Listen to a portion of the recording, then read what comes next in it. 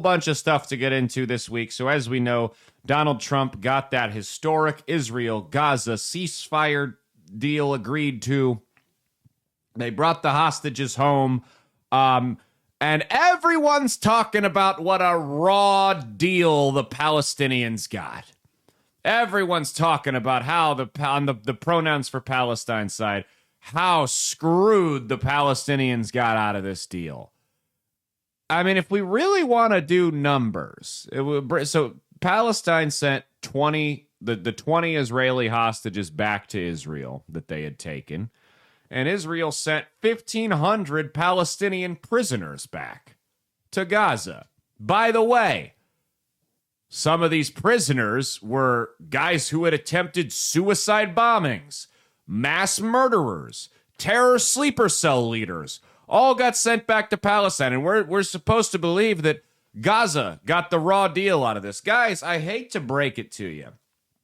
I really do. But war is hell. It is. You don't get to start a war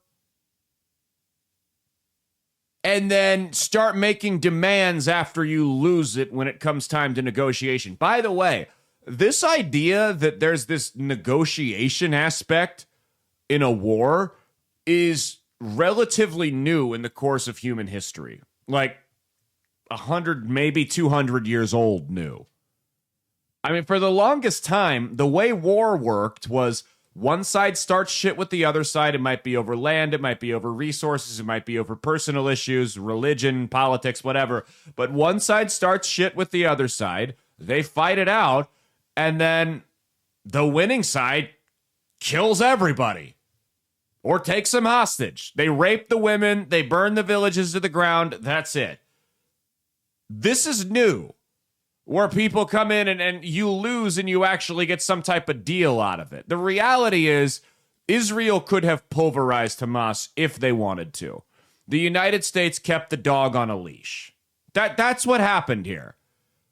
Donald Trump and Biden didn't really have any control over Netanyahu.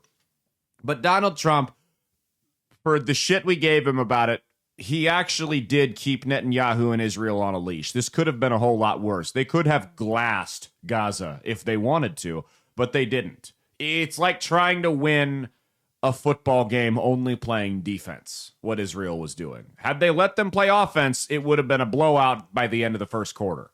They didn't do that, though. So people are upset that Hamas is getting a raw deal, and it's like, dude, you don't get to start a war, lose said war, and then make all these demands. You should be lucky they're giving you anything.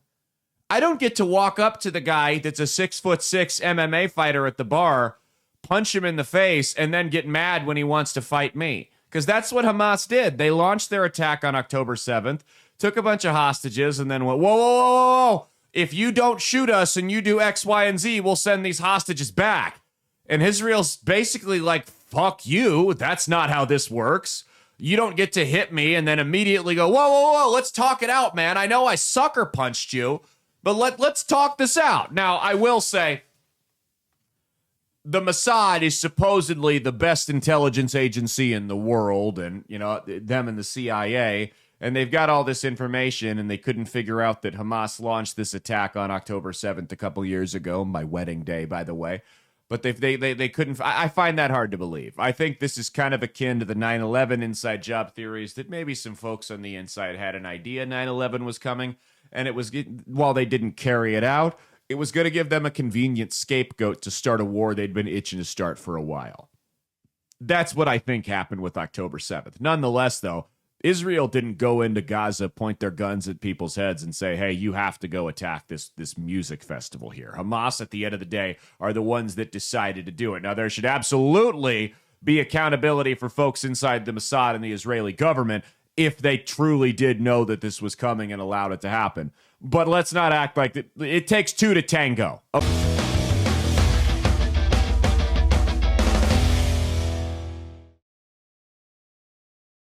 Hey, thanks for watching. If you liked what you saw, be sure to click the link in the description to get the full episode on Rumble. If you prefer to listen along, you could actually get us on Spotify, Spreaker, and iHeartRadio. You can also go to www.outlawstreamers.com to learn more about not just my show, but tons of other great shows and all the exciting projects they have coming up. Follow my socials at Caleb Isn't Funny on Twitter and Instagram, at Caleb Salvatore Comedy on the Chinese Spy app that is TikTok, and be sure to like and subscribe to this YouTube channel. Thanks, and we'll see you every Saturday for brand new episodes of That's Based. Peace.